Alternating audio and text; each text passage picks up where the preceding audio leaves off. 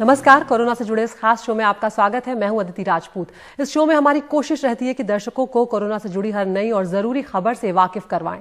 देश और दुनिया में हो रही रिसर्च और स्टडी की जानकारी खुद उन्हें करने वाले वैज्ञानिकों और एक्सपर्ट से लेते हैं, ताकि कोरोना बीमारी के बदलते पैटर्न को लेकर और उसके लिए बढ़ती जाने वाली एहतियात को लेकर हम और आप सजग रहें। तो जुड़े रहिए हमारे साथ। सबसे पहले हम बात करेंगे आज की टॉप स्टोरी की। कई महीनों के बाद एक अच्छी खबर आज आई है। हमारा देश जो लगातार नए मामलों में दुनिया भर में सबसे ऊपर चल रहा था, आज भारत में 3 महीने के बाद सबसे कम नए केसेस सामने आए हैं। बीते 24 घंटों में 46,790 नए मरीज सामने आए हैं। इससे पहले 23 जुलाई की अगर बात करें तो 45,720 मामले थे। अगर मौतों की बात करें तो उसमें भी कमी आई है। एक दिन में 587 मौतें हुई हैं, जो कि 21 जुलाई को हुई मौतों के बराबर है। तो आंकड़े आपके सामने हैं, ठीक हुए मरीज भी आपके सामने हैं। लाखों की तादाद में यहाँ पर लोग ठीक भी हुए हैं। 67,33,000 के आसपास मरीज ठीक हुए और कुल मौतें जो हुई हैं भारत में वो 1,15,000 का आंकड़ा पार कर चुकी हैं। तो शुरुआत कर रहे हैं अब हमारी आज की टॉप स्टोरी, जो 7 महीने बाद लगातार बंद रहने के बाद कुछ राज्यों में स्कूल जो हैं वो दोबारा खुल गए हैं। 9वीं से 12वीं तक की क्लासें खोली गई हैं। स्कूलों को कई नियमों का पालन यहाँ पर करना होगा। क्लासों को सैनिटाइज करना होगा, उसके अलावा सोशल डिस्टेंसिंग का ध्यान रखना होगा। टीचर्स को भी, बच्चों को भी, और ऐसी मशीनें रखना होंगी जिन्हें टच ना करना पड़े, ताकि संक्रमण ना फैले। वहीं दूसरी ओर अभिभावकों की चिंता है कि बच्चे स्कूल से कोरोना को घर लेकर ना आ जाए। तो ऐसी कई चिंताएं हैं जिन पर बात करने के लिए हमारे साथ खास मेहमान यहाँ पर मौजूद हैं। डॉक्टर बेला शर्मा है हमारे साथ, एडिशनल डायरेक्टर है internal medicine Fortis Gurugram hospital से। डॉक्टर बेला शर्मा, आपका बहुत बहुत स्वागत है यहाँ पर। स्कूल खुल गए हैं, लेकिन हमने जो शुरुआती जो रिपोर्ट्स आ रही हैं अलग अलग राज्यों से, चाहे वो उत्तर प्रदेश हो चाहे वो पंजाब हो, बहुत ही कम तादाद में डॉक्टर बेला यहाँ पर बच्चे पहुंच रहे हैं। और सबसे बड़ी चिंता इस वक्त जो निकल कर आ रही है वो यही है कि अगर कोई छात्र या शिक्षक एसिम्प्टोमेटिक होता है तो उससे बीमारी के घर आने का खतरा बहुत ज्यादा है। और शायद यही वजह है कि अभिभावक बहुत ज्यादा डर रहे हैं फिलहाल बच्चों को स्कूल भेजने में। Thank you very much for having me here. जो आप बात कर रही हैं बिल्कुल ठीक है। अभी तक ऐसा देखा गया है कि जो एल्डरली हैं 50 साल से ऊपर या 60 साल से ऊपर, उनमें ज्यादा इन्फेक्शन या संक्रमण के चांसेस रहते हैं। लेकिन छोटे बच्चों में भी इन्फेक्शन होता है। हालांकि कई बार ऐसा है कि उसमें सिम्टम्स नहीं होते हैं। हम लोग को इस चीज के लिए बहुत ज्यादा केयरफुल रहने की जरूरत है।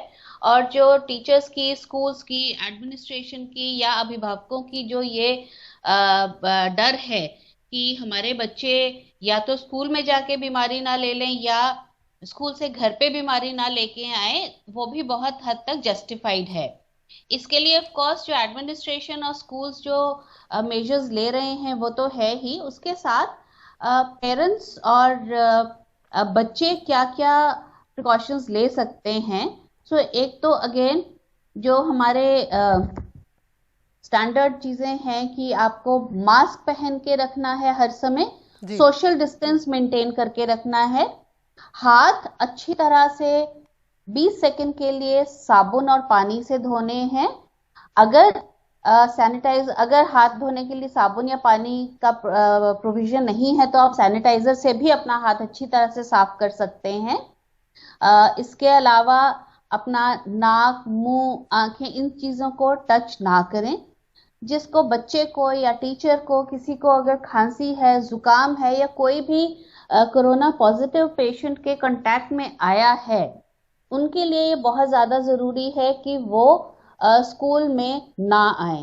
क्योंकि बहुत सारे लोग, ऐसा देखा गया है कि जो एसिम्प्टोमेटिक हैं लेकिन उनमें कोविड पॉजिटिव पाया जाता है जब उनका टेस्ट किया जाता है फॉर एनी रीजन। इसलिए स्कूल, देखिए ऐसा है कि स्कूल खोलना भी जरूरी है, स्पेशली जो हायर क्लासेस हैं। बहुत सारी चीजें हम ऑनलाइन नहीं कर सकते हैं, जो प्रैक्टिकल्स हैं वो हम बच्चों से नहीं करवा सकते हैं। बहुत सारी बच्चों की क्वेरीज होती हैं जो ऑनलाइन नहीं हो पाती हैं। तो अगर ये सारे प्रिकॉशंस के साथ हम चलेंगे तो शायद कम होगा। बिल्कुल। तो जिस तरह से आपने बताया तमाम तरह की एहतियात जो है वो बरतना जरूरी है। खासकर बच्चे जो हैं वो थोड़ी थोड़ी देर में अपने हाथ जो है वो जरूर धोते रहे, मास्क लगाते रहे, और खासकर स्कूल जो है उनके सामने कई चुनौतियां हैं ये सब नियमों का पालन करवाने के लिए और खुद भी नियम मानने के लिए। बहुत शुक्रिया डॉक्टर बेला, आप हमसे जुड़ी और तमाम जो फीडबैक्स आपने दिए हैं वो लोगों के यहाँ पर काम आएंगे। आगे बढ़ते हैं। हमारी आज की टॉप स्टोरी जो अगली है वो एक अलग तरह की खबर है। क्या टीबी यानी ट्यूबरक्लोसिस कोरोना से बचा सकता है? कुछ इसी तरह का शोध चल रहा है मुंबई में, और उसकी वजह यह है कि मुंबई में टीबी के हॉटस्पॉट वार्ड के 8000 टीबी मरीजों में सिर्फ 8 लोगों को कोरोना हुआ है। बीएमसी के टीबी अस्पताल में मार्च से लेकर अब तक टीबी और कोरोना दोनों बीमारियां एक साथ होने के सिर्फ 135 मामले सामने आए हैं, जिससे स्वास्थ्य विशेषज्ञ हैरान हैं। देखिए पूजा भारद्वाज की खास रिपोर्ट। मुंबई के सीवरी टीबी अस्पताल में कोरोना संक्रमित मरीजों के लिए अलग वार्ड में अब तक 135 मामले ही सामने आए हैं। इनमें भी 50% संदिग्ध हैं। अस्पताल के मेडिकल सुपरिटेंडेंट हैरान हैं। मैं वाकई चिंतित था क्योंकि टीबी मरीजों की इम्यूनिटी कम होती है, फेफड़े डैमेज होते हैं, तो अगर कोविड का घातक निमोनिया इन्हें हुआ तो क्या ये बच पाएंगे? मुझे डर था कि मौतें बहुत ज्यादा होंगी।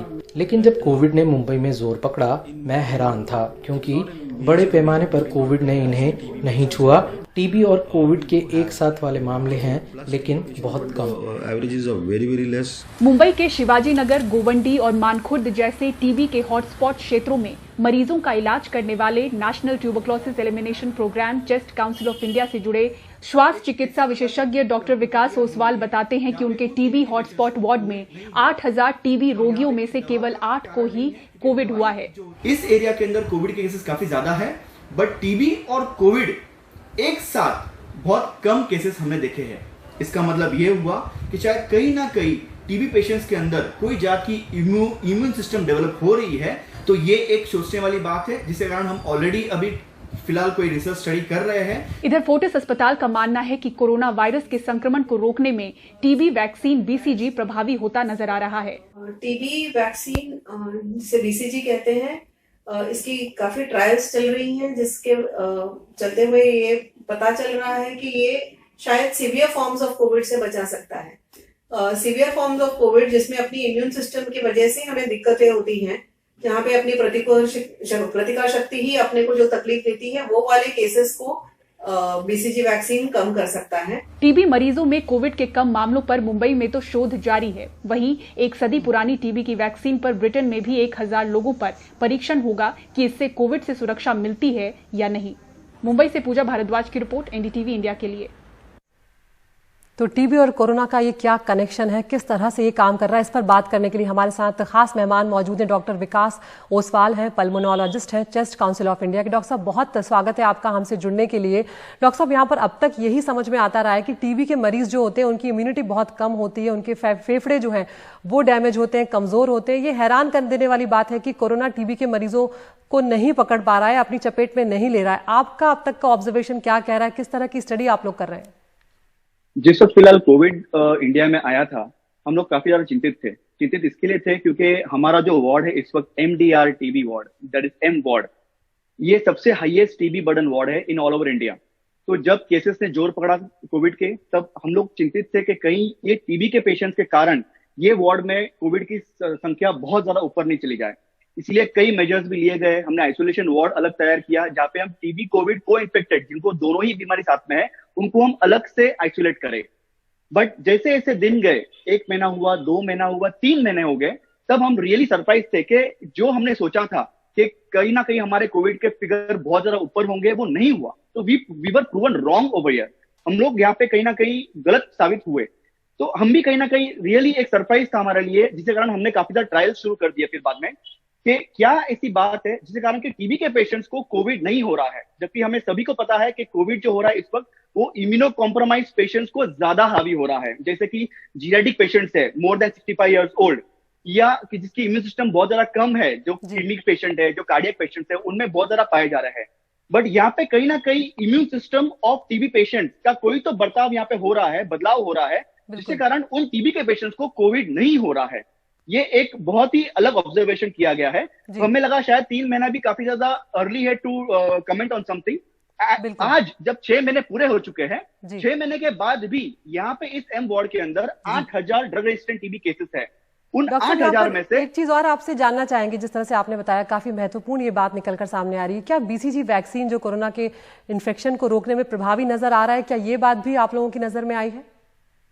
ये ऑब्जर्वेशन हमने पाया है बीसीजी वैक्सीनेशन का टू लिंक विद कोविड। ये रीजन क्या है, क्योंकि जब हमने यहाँ पे घर के घर फैमिलीज जब स्टडी की है तो कई ऐसे फैमिलीज हमारे पास है जहाँ पे 11 मेंबर पॉजिटिव आए हैं टीबी के कारण, कोविड के कारण, बट उनमें एक बच्चा है शायद जो 3 साल का है और वो नेगेटिव है। कई फैमिली है जहाँ पे 9 मेंबर्स पॉजिटिव है, एक मेंबर जो है बच्चा है 3 साल का है वो नेगेटिव है। तो कहीं ना कहीं हमें ये ऑब्जर्वेशन मिला कि यह बच्चे जो है child are getting spared of COVID. Childrens में कोविड नहीं पाया जा रहा है, और अगर है भी, अगर समझो 5 साल के ऊपर बच्चों में है भी, तो उनमें कॉम्प्लिकेशंस हमें नहीं पाए गए हैं। जबकि हालांकि जो डेवलप्ड कंट्रीज है जहां पे बीसीजी वैक्सीनेशन नहीं दिया जाता है, उनमें मोर्टेलिटी इन चिल्ड्रन काफी ज्यादा हाई है compare to mortality of children in India. India में चिल्ड्रन मोर्टेलिटी अगर आप देखो कोविड के कारण वो बहुत ही कम है। तो कहीं ना कहीं लिंक हमने किया है वैक्सीनेशन से। और ये कौन सा वैक्सीन है, तो बीसीजी ही ऐसा वैक्सीन है जो हम डे 1 पे देते हैं बच्चों को। 5 साल के अंदर के बच्चों को जब ये वैक्सीनेशन दिया जाता है, उन बच्चों में शायद कोविड नहीं पा रहे हैं हम लोग, और अगर होए भी, अगर मान लो कोविड उस बच्चों को, कॉम्प्लिकेशंस उनमें नहीं है, मोर्टेलिटी उनमें बिल्कुल सब यहाँ पर बेहद महत्वपूर्ण है ये जो दोनों जानकारियां आपने दी हैं। और कहीं ना कहीं ये भी इसीलिए निकलकर सामने आ रहा है कि जिन देशों में कुछ अलग अलग वायरस के जो इंजेक्शन दिए जाते हैं, जो वैक्सीनेशन दिए जाते हैं, उन देशों में मौतों की संख्या जो है वो थोड़ी कम भी है। बहुत शुक्रिया डॉक्टर ओसवाल आपका इस तमाम जानकारी के लिए। इस वक्त बुलेटिन में वक्त है एक छोटे से ब्रेक का, उस पार जानिए ब्रेक के अपने भेजे सवालों के जवाब, साथ ही करेंगे कोरोना योद्धा की सलाह।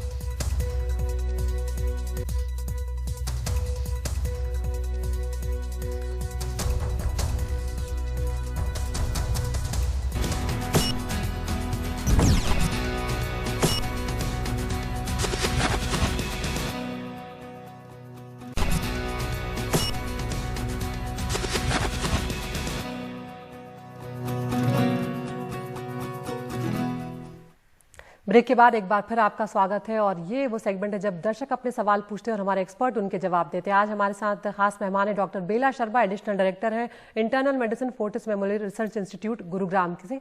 और हमारे साथ आज पहला जो सवाल पूछेंगे वो नोएडा से है, उत्साह मेहरा अपना सवाल पूछेंगे। भारत में जिस तरह कोरोना के मामले बढ़ रहे हैं, क्या ये कहना सही रहेगा कि अब भी सामूहिक संक्रमण यानी कम्युनिटी स्प्रेड नहीं हो रहा है? इस तरह से हम लोग के केसेस बढ़ रहे हैं और जिस तरह की टेस्टिंग हो रही है, सो इस चीज़ पे कमेंट करना जो है दैट इज़ वेरी डिफ़िकल्ट, क्योंकि हम लोग को कम्युनिटी का डेटा लेना ज़रूरी होता है। बहुत सारी ऐसी जगह हैं जहाँ पे टेस्ट हो भी नहीं रहा है और बहुत सारे लोग टेस्ट करवाते भी नहीं हैं, क्योंकि अभी भी लोगों के मन में ये डर है कि अगर टेस्ट पॉजिटिव आएगा तो हमें शायद हॉस्पिटल में लेके चले जाएंगे या हमारा घर पे निशान लग जाएगा। सो इसलिए ये चीज़ कहना मुश्किल है। और दूसरी चीज़ ये है कि हम लोगों की जितनी पॉपुलेशन है उसके हिसाब से टोटल नंबर ऑफ केसेस अगर कंपेयर किया जाए, परसेंटेज किया जाए, तो इतना ज़्यादा as compare to rest of the world नहीं है। We have to take into account the fact कि इंडिया की पॉपुलेशन जो है वो सेकेंड लार्जेस्ट है। उस हिसाब से अगर हम नंबर ऑफ केसेस देखते हैं तो परसेंटेज इतना ज़्यादा नहीं आता है। सो अगेन कम्युनिटी ट्रांसमिशन है या नहीं है, ये तो जब टेस्टिंग होगी, कम्युनिटी में टेस्टिंग होगी, सब जगहों पे जाके टेस्टिंग होगी, तभी पता किया जा सकता है। बिल्कुल। अगला सवाल इंदौर से प्रियंका पूछेंगी। अगर हमारे घर में छोटे बच्चे हों या बुजुर्ग हों तो परिवार के सदस्य जो बाहर आते जाते हैं उन्हें क्या सावधानी बरतनी चाहिए? बुजुर्गों के लिए तो बहुत जो रिस्क जो है वो बढ़ जाता है, specially after the age of 65। और जिन लोगों में साथ में अगर कोई कोमॉर्बिडिटी, जैसे कि अगर डायबिटीज़ है, हाई ब्लड प्रेशर है, जो कैंसर के मरीज़ हैं, जो लोग लंबी बीमारी की दवाइयाँ ले रहे हैं, जिनका ट्रांसप्लांट हो चुका है, तो वो उनके लिए रिस्क बढ़ जाता है। सो जो लोग बाहर जा रहे हैं, बाहर से जब आते हैं, एक चीज़ मैं ये हमेशा एडवाइस करती हूँ कि बाहर के कपड़े, बाहर के जूते, बाहर का सामान जो है वो अलग रखें। घर आते ही अपने जूते उतार के बाहर रखें एक जगह, जैसे हम लोग के जनरली घरों में बनी रहती है। अच्छी तरह से शावर करके अपना पॉसिबल हो तो बाल भी अपने अच्छी तरह से धो के, साबुन से हाथ और मुंह अपना प्रॉपरली धो के, कपड़े बदल के, उसके बाद ही आप अपने घर के जो एल्डरली हैं उनसे मिलें। जहाँ तक हो सके मैं तो ये भी कहती हूँ कि अगर घर से वापस आप ऑफिस से वापस जाके बुजुर्ग जो हैं उनसे ना भी मिलें, मतलब उनके कमरे में जाके उनके पास ना बैठें, बाहर से ही आप हालचाल पूछ लें तो वो भी ठीक रहता है। बिल्कुल, बहुत शुक्रिया डॉक्टर साहब आपका इस तमाम जानकारी के लिए। तो उम्मीद करते हैं दर्शकों को ये जानकारी उनके काम आएगी और कोशिश यही करें कि ज्यादा से ज्यादा एहतियातों का पालन करें। और अब वक्त है कोरोना योद्धा को सलाम करने का। इस कड़ी में आज बात करते हैं दिल्ली पुलिस के एक जवान की जो अपनी ड्यूटी के साथ साथ कुछ ऐसा कर रहे हैं जिसके चलते हर कोई उन्हें सलाम कर रहा है। कोरोना काल में स्कूल बंद है, हम जानते हैं गरीब बच्चे पढ़ नहीं पा रहे और उनकी पढ़ाई का बीड़ा उठाया है दिल्ली पुलिस के जवान थान सिंह ने। ड्यूटी से समय निकालकर थान सिंह लाल किला में काम करने वाले मजदूरों के बच्चों को हर दिन कुछ घंटे पढ़ाने जाते हैं। इस दौरान खुद के पैसों से बच्चों के लिए मास्क और सैनिटाइजर का भी वो इंतजाम करते हैं। कोरोना काल से पहले भी वो गरीब बच्चों को पढ़ाते रहे हैं। तो थान सिंह के इस जज्बे को हम सबका सलाम है। मैं इसे पहले भी काफी टाइम से चला रहा हूँ और भगवान की दुआ से चल रही है। बीच में ये कोरोना काल के टाइम में इन लोगों को ये सब चीजें मैंने बंद कर दी थी। इन बच्चों के पास ना ही कोई ऑनलाइन क्लास करने का जरिया है, तो मैंने सोचा कुछ ना कुछ इन बच्चों के लिए किया जाए जिससे कि बच्चों को अपना दिमाग कहीं भटके ना, जिससे कि बच्चे आराम से सुचारू रूप से यहाँ बैठ सकें। इसके लिए मैंने इनके लिए गोले बनाए और सैनिटाइजर और मास्क की व्यवस्था कराई जिससे कि बच्चे पढ़ सकें और आराम से पढ़ सकें। और इसके लिए मुझे जो जगह थी वो जगह मेरे पास पहले से उपलब्ध थी। साईं बाबा का मंदिर है और भगवान की दुआ से बहुत बढ़िया तरीके से बच्चे पढ़ रहे हैं। ये तो बहुत ही नेक काम थान सिंह कर रहे हैं। तो आज के बुलेटिन में फिलहाल इतना ही, लेकिन आप अपना ख्याल रखें, मास्क पहनें, सैनिटाइजर का इस्तेमाल करें, हाथ धोएं और अपनों का भी ख्याल रखें। नमस्कार।